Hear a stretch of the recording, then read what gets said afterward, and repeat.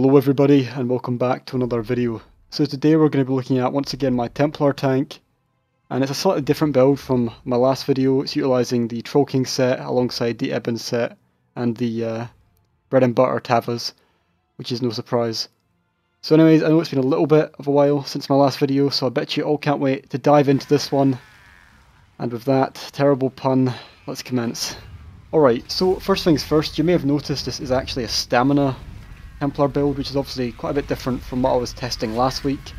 The Troll King set is what inspired this particularly, mainly because by lowering your magicka it actually synergizes really well, but I'll explain that a bit more in detail. But for those who missed the tooltip at the start of the video, the Troll King set is a set that procs based on if you heal an ally and they're still under 60% health, and when that happens they get 1500 health recovery roughly for 10 seconds. Now I actually first started testing this set on my Magicka Nightblade for vet males from Arena, and the idea behind that was to just try and maximise self-sustain, which meant that even some mechanics which you normally had to burn for really quickly would be done at a more slow pace, and was also perhaps me wanting to try and save some spell pots as well. Unfortunately it didn't quite work out, as often I found it with Nightblade at least, there's so many heals incoming to you that actually getting to below 60% and then having a heal which doesn't put you above that limit is actually quite difficult. Primarily because often alpha damage can just hit you when you're that low HP, say 40% HP, and you just die, so at the end of the day the set wasn't that worth it. It did have some benefits though, on certain bosses, but overall a disappointment there.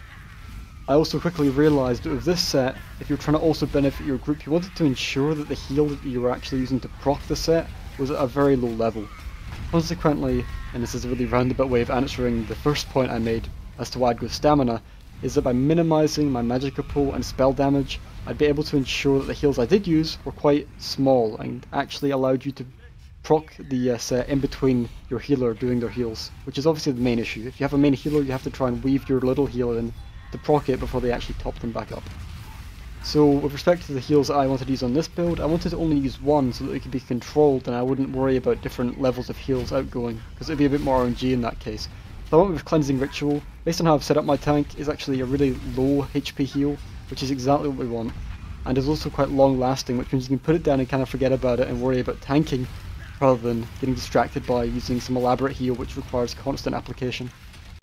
So let's just imagine that the average player has about 18k HP.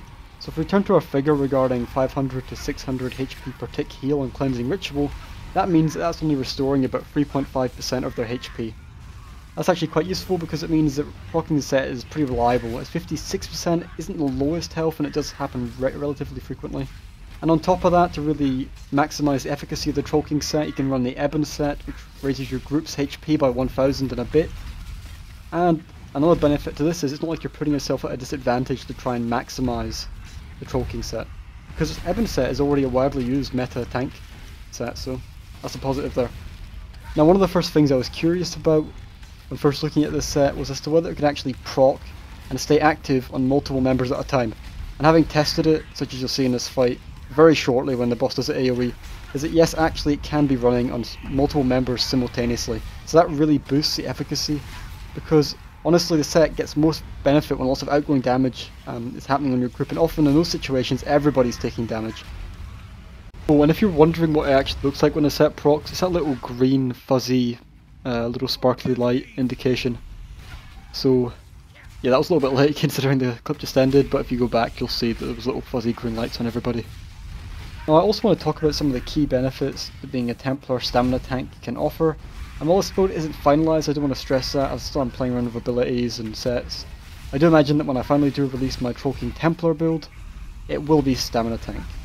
So with that in mind, one of the first benefits you can provide to your group, and is probably one of the unique advantages. I know Nightblade and DK tanks cannot provide this, and I'm unsure if sorcerers can, but it's the ability to simultaneously provide both minor debuffs, minor fracture and minor spell resistance shred. So the ability in question, and somehow I've managed to talk about it so much already without mentioning it, is Power of the Light. That's the morphed name of the ability. Unfortunately, at the moment the unmorphed version does escape my mind, so that's a bit awkward, but anyways.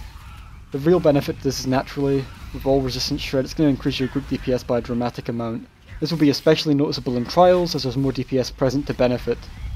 Now on a quick note regarding Trials and the Troll King set's proc, ability. I haven't tested it on a 12-man group, but there's nothing really to suggest that it wouldn't work on all 12 simultaneously. But even then, it seems like a relatively unlikely situation that everybody drops that amount of HP. But just something to keep in mind. At the very least, we know that it works for 4-man content. Now, naturally, compared to a Magicka Templar build, you also have a lot more stamina, making you more flexible when it comes to tanking multiple mobs at the same time. Also, given how Templars have quite high regeneration with repentance alongside potion buffs, you can actually get away with just using stamina pots for the majority of your tanking endeavours with this build, which is actually quite nice. Honestly, tripots can be a bit tedious, and yeah, one of the benefits of going Argonian to begin with is to try and get that poverty tripot that everybody wants secretly, because they can be quite expensive to buy. Now, another benefit with this build in comparison to my Magicka tank last week is that I did find space on my front bar to run Absorb Magic, and that reduces the cost of block by a further 8% and also mitigates the amount of damage that you receive by 8% when blocking. So a really solid ability. And one of the issues I still am having with the build and adapting to with Templar tanking is having to use that sigil on the ground to get my buffs. It makes moving around quite annoying, and honestly when you're starting a fight, it pretty much means you have to cast it twice, once when you're pre-initiate and then afterwards, so that you're actually standing on it and getting the buff refreshed. So that's about all I have for you today. Hopefully you enjoyed the gameplay in conjunction with some discussions about my new build I'm working on. And yeah, honestly the Troll King set itself is really fun to use. There's something satisfying about seeing that little green sparkle when people's health drops low and then their health suddenly shoots back up. Now obviously it's not all you, but you know you've had a part to play there. And as always, thanks a lot for the support, and hopefully see you all in another video.